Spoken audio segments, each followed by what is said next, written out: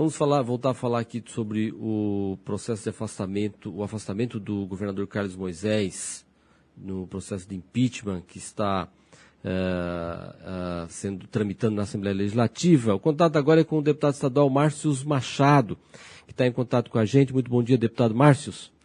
Bom dia, Rafael. Bom dia a todos que estão nos escutando aí em Criciúma e nas cidades que abrangem a Rádio Cidade.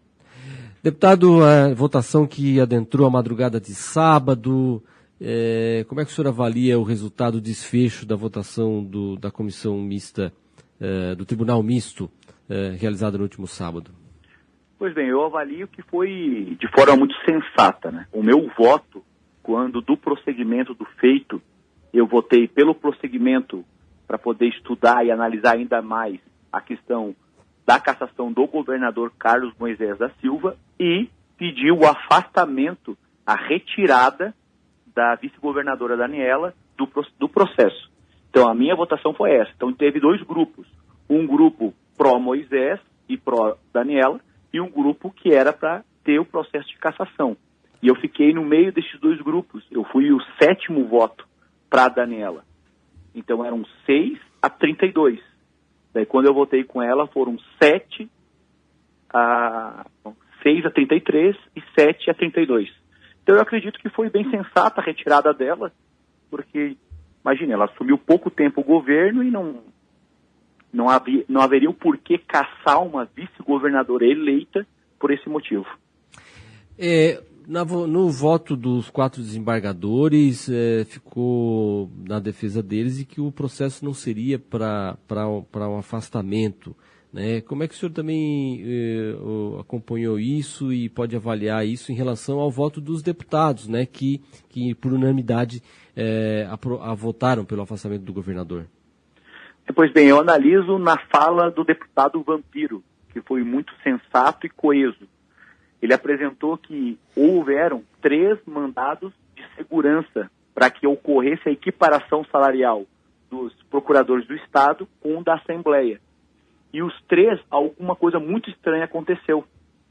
No primeiro, houve um acordo sem anuência do Ministério Público. No segundo, a mesma coisa.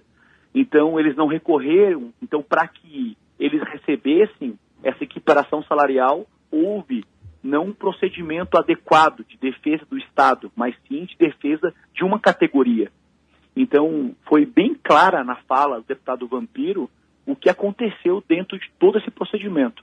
Eu acompanhei na sexta-feira o dia todo, porque é algo muito importante para Santa Catarina. Santa Catarina realmente teve um divisor de águas, ou mantinha o procedimento, o processo de cassação de um governador de Estado, ou não. Então, eu entendo que a fala do deputado Vampiro foi muito coesa. Os colegas também, eles analisaram, mas de uma forma mais política. E ele não, foi uma questão mais técnica, porque além de ser meu colega como advogado, ele fez um histórico bem interessante. E a gente percebeu isso, porque quando ele fala que o Carlos Moisés, o governador, ele não foi um iluminado, porque quando ele assina uma determinação judicial, não, ainda existe algumas pendências e algo muito estranho dentro desses procedimentos. Porque imaginamos nós, em 20 dias, um procedimento administrativo teve êxito de um impacto de praticamente R$1 milhão na folha todo mês. Só o prejuízo para os cofres públicos já chegou a 5 milhões. E o retroativo que eles vão pegar mais de 8 milhões. Então, poxa vida, então, pela ganância dos procuradores do Estado de Santa Catarina, é o que aconteceu, esse mal-estar, essa tempestade política em Santa Catarina, prejudicando a todos. Ninguém ganha com isso. Só quem ganhou foi os procuradores. Deputado Márcio, e agora o que se espera, né, do governo Daniela a partir de amanhã, do governo Daniela, da relação dela também com a Assembleia Legislativa? O que o senhor espera, como que pode ser tudo isso? Eu acredito que vai ser um governo assim, de êxito, porque ela tem um alinhamento muito forte com o presidente da República. Nós queremos que Santa Catarina cresça, evolua, dê o salto qualitativo que nós merecemos, porque o Estado ele é muito forte, ele é muito rico. Tanto que na questão econômica nós nos destacamos nesse momento de pandemia dos outros Estados-membros. Então eu acredito que o que ela precisa fazer é conversar sempre ter um diálogo com os deputados, conversar com os 40 deputados, porque eu acredito, pelo que eu estou percebendo dos meus colegas, que todos querem que Santa Catarina deslanche, mas que o governo não atrapalhe. É muita burocracia. Para a gente ter uma noção, a Secretaria Estadual de Educação tem recursos para que tenha reforma nas escolas. Mas o que está acontecendo? Não está chegando na ponta, porque os engenheiros estão, por exemplo, na Secretaria de Infraestrutura. Então eles têm que sempre abrir licitação. Então por que contrataram aqueles novos engenheiros? Só para poder receber do Estado?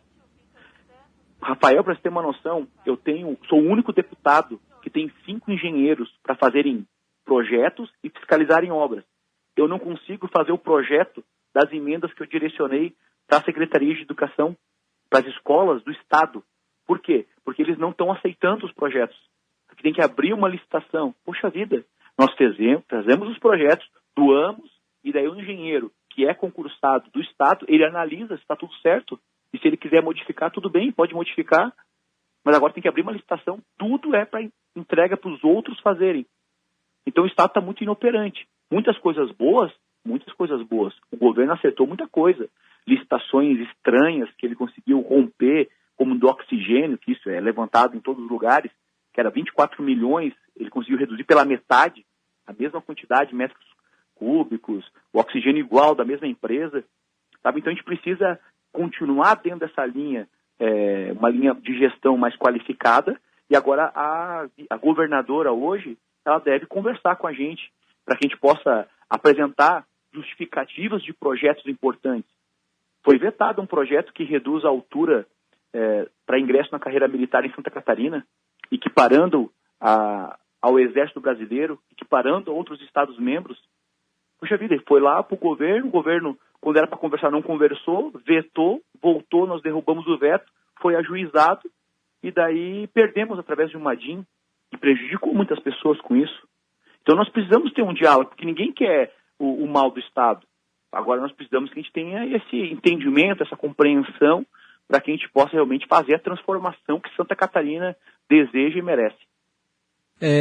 Deputado Márcio, temos um segundo processo de impeachment também em andamento, o Tribunal Misto vai ser formado também essa semana. O senhor imagina o mesmo desfecho desse segundo processo, também determinando um afastamento do governador? Neste caso dos respiradores é algo bem mais complexo, porque na questão da equiparação salarial era uma questão mais técnica, de legalidade. Porque quando foi mandado a reforma administrativa, foi feita uma emenda no projeto de lei complementar para equiparar.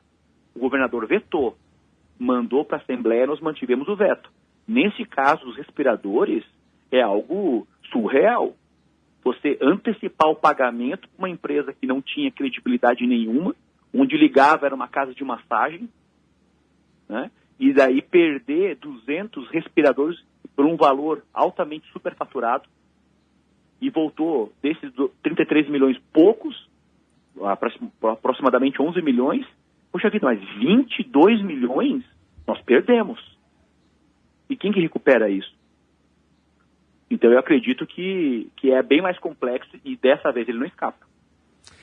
Porque repetindo a votação de sexta, ele volta, né? E agora ele volta, porque é 2/3, né? 2/3. De 7 votos. Mas ele retorna. Mas temos esse segundo processo aí que muito provavelmente deve determinar um novo afastamento, né? Eu acredito que sim. Esse procedimento ele é um pouco mais complexo. Ele tem 3 pontos, né? Uma da questão dos 33 milhões de reais, a outra em relação ao hospital de campanha e a outra bem mais fraca, assim. Agora, o que eu acredito que o ponto principal é os 33 milhões de reais. E isso nós vamos ter que... Porque teve uma CPI. E a CPI demonstrou claramente, né, uma omissão do governo. Poxa vida, antecipar o pagamento sem receber. Acontece isso numa prefeitura. O prefeito antecipa, ele sai fora da gestão em pouco tempo, porque o juiz vai lá e determina que ele saia para poder ir, caçado, ele é prejudicado, e de repente o governo mantém os secretários que fizeram uma lambança para Santa Catarina, desmoralizou o nosso estado em nível estadual e internacional, e daí nada acontece.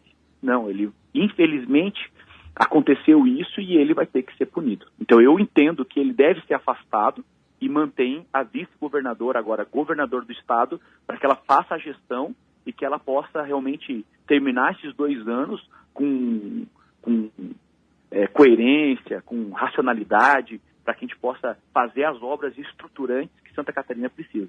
Deputado Márcio, só para a gente finalizar, e como o senhor como advogado também pode de repente ajudar a esclarecer, vamos imaginar o seguinte: o governador está afastado, nós vamos ter o segundo processo de impeachment, que muito provavelmente deve determinar um afastamento, com ele já afastado. Se no primeiro, aí temos o julgamento do primeiro, determina que ele pode voltar, mas se ele tiver afastado pelo segundo, ele não volta daí, né? Não, ele continua afastado, porque o primeiro procedimento, porque isso é algo bem atípico, né? Dentro do sistema jurídico-político de Santa Catarina, que nunca teve 2 procedimentos de cassação. Então, iniciou amanhã, terça-feira, dia 27, até 180 dias. Então, até 6 meses, ele fica afastado. Ok. Daí ocorreu um novo procedimento, que seja, por exemplo, lá em dezembro. A comissão se reuniu e decidiu afastar. Aí ele é afastado por aquele procedimento. Então, de repente, esse momento da cassação do primeiro processo termina em dezembro. E ele retorna. Pede para retornar, porque não teve os 7 votos, que são 2/3. E daí o que acontece? Aí ele também fica suspenso pelo segundo processo, se assim entenderem que ele vai ficar afastado para poder ter todo esse procedimento mais sereno. Então pode ser que ele não volte, né? Eu acredito que não volte mais. Nessa combinação de datas e prazos aí, ele acaba ficando afastado também pelo segundo, vai estar um afastamento, 2 afastamentos aí simultâneos, né? Eu acredito que ele não volte mais, por esse motivo. Ele pode voltar pelo primeiro, mas pelo segundo não. Mas vai determinar muito a composição dessa comissão. Se tiver deputados que são pró-governo, aí ele pode voltar. Porque daí não vai ser afastado, tem todo um voto qualificado, né? E a escolha é novamente por sorteio, né? Por sorteio dos desembargadores. Os deputados são eleitos. São eleitos, exatamente. São eleitos, daí cada um vota, por exemplo, nos deputados. Eu coloquei o meu nome à disposição, não tive votos suficientes na primeira, né? Vou buscar também colocar meu nome à disposição, porque eu entendo que é muito importante isso. E eu tenho capacidade para poder, estudei muito o processo, entendo o que está acontecendo, e de fato nós não podemos aceitar esse desfalque de 22 milhões, né? Foi recuperado para aproximadamente 11. Mas porque inoperância do Estado, porque a Assembleia, através do deputado Bruno, que acionou os órgãos competentes e aí segurou esse dinheiro. Porque senão eles já tinham desaparecido esse dinheiro. E não volta mais, né? Vai pegar da onde? De uma casa de massagem? Quanto que vale uma casa de massagem? 200, 300 mil? Não sabe nem onde é que estão, né? Deputado Márcio, muito obrigado, viu, pela informação aqui, pela contribuição da análise aqui junto ao nosso ouvinte espectador. Um bom dia para o senhor, uma ótima semana e até uma próxima oportunidade. Fico muito obrigado pelo convite, um abraço a todos e uma boa semana para todos nós. Obrigado.